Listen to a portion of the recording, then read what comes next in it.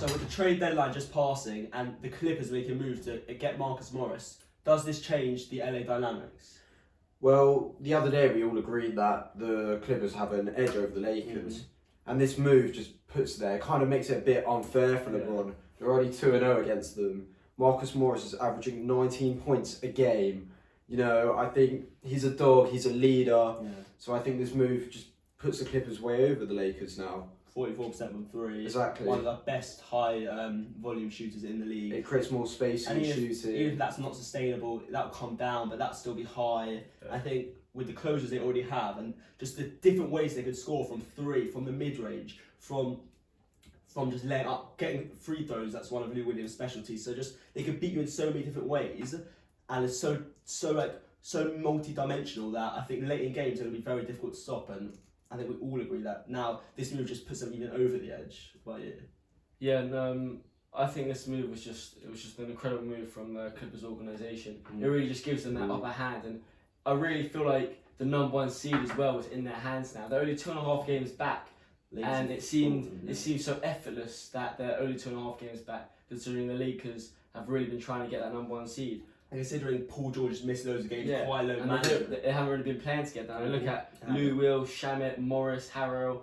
Whether Morris starts is in the starting lineup, it doesn't really matter. But they have so much depth, and the Lakers, all they got is Kuzma coming off the bench because they need someone coming off the bench, and really Kuzma could be a starter for them. I think with your point as well, you know, Kuzma played 20 minutes last night, 4 points. Against the Rockets. Against the Rockets, he attempted 4 threes. Yeah. Didn't get one of them in. I think to your point, I think one thing that if in these last 2 months I'm the league, if I'm Frank Vogel, the coach, I'm exploring is taking McGee out the lineup, putting AD at the 5, and playing Kuz at the 4. I think I'm not sure that. Listen, they've had it for months, this lineup, and I think this will be the lineup they go with in the playoffs. However, you don't want it to come to the playoffs and you think, oh, we need to try something new. And this is, for me, this is the time you'd experiment, get Kuz, and Kuz is used to a role where he's playing lots of minutes, a high volume shooter. This helps Kuz get his rhythm from the start. Especially when he's in the starting lineup with the LeBron and AD, it kind of, no one's really going to focus on Kuz, and he could get more buckets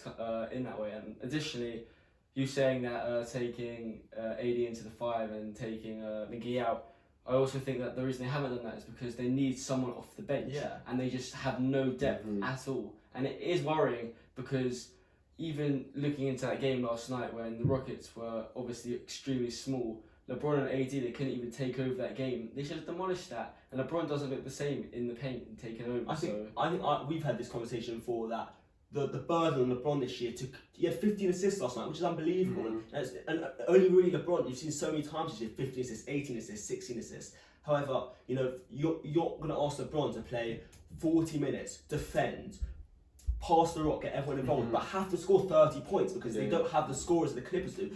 Kawhi and Paul George don't even need to score 30 points because of the scorers they have. And I think the burden of LeBron in his 17th year, 35 years old, it's too much. But the biggest concern for me, actually, it's not so much AD and LeBron, because you know how great they can be, but it's just the fact that they don't really have any skilled guards. Yeah, you have Avery Bradley starting, and obviously we know that LeBron can take over, but we kind of want it in roles and not the whole game. It's too much. He's not a guard at heart, and if they could somehow get Darren Collison, that would be huge. Last night he was at the game. He was at the Rockets game, sitting with Genie Barnes. I don't know what's going on in that situation. I think we all know it's going to happen. It's a matter of time. Yeah, I think we all think that's going to happen. You know, he's shot 40% for the last 4 or 5 years of his career. Defends well, handles the ball well, an assist guy. So he's crucial. I think that could be an incredible. And that would be a brilliant addition. They need him, and that will change the dynamic as well. I think one thing that Darren Collison, you have to get rid of the Rondo minutes. That experiment's done now. Done.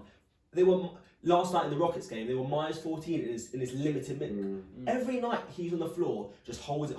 He's terrible. He has to shoot open shots. He's awful. The other team don't have to guard him.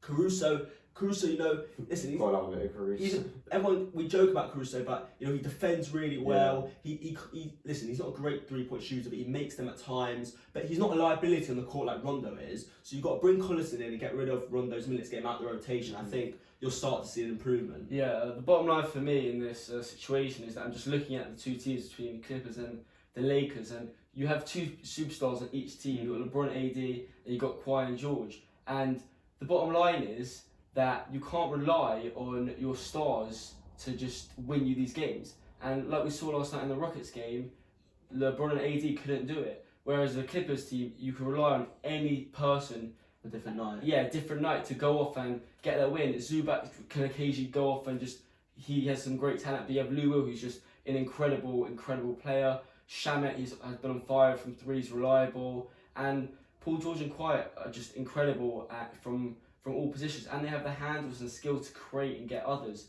I just, looking at the Lakers, it seems very stale and just repetitive and predictable. It seems very predictable. And one last thing, we all know it's going to come down to the Lakers and the Clippers, and we all talk about who's going to guard AD, but the Lakers' weakness is defending the wing players and the perimeter players. They had Kuz defending Russell Westbrook at times last night. And what do the Clippers have in abundance? Wing players and guards. And so how are the Lakers going to defend that? I think there's mismatches there that obviously the Lakers can exploit with AD and the height, but we saw again with the Rockets game that AD can get his 33, but if everyone else is going to struggle, it doesn't matter. And I think the Clippers players will be too much for them. So hopefully, I think all of us would prefer the Lakers to win and want the Lakers to win, but they're going to have to get Collison in and hope things work out. But for me, in these last 2 months, you have to figure a way to unlock Kuzma. However that is, we all before the year thought Kuzma the third star. They have to find a way. If that's increasing his minutes, getting him more shots to get out the shooting funk he's in. They didn't trade him, but now they have to stick with him, give him the confidence, believe in him, uplift him, and tell him we need you, and let's see if they can make a change.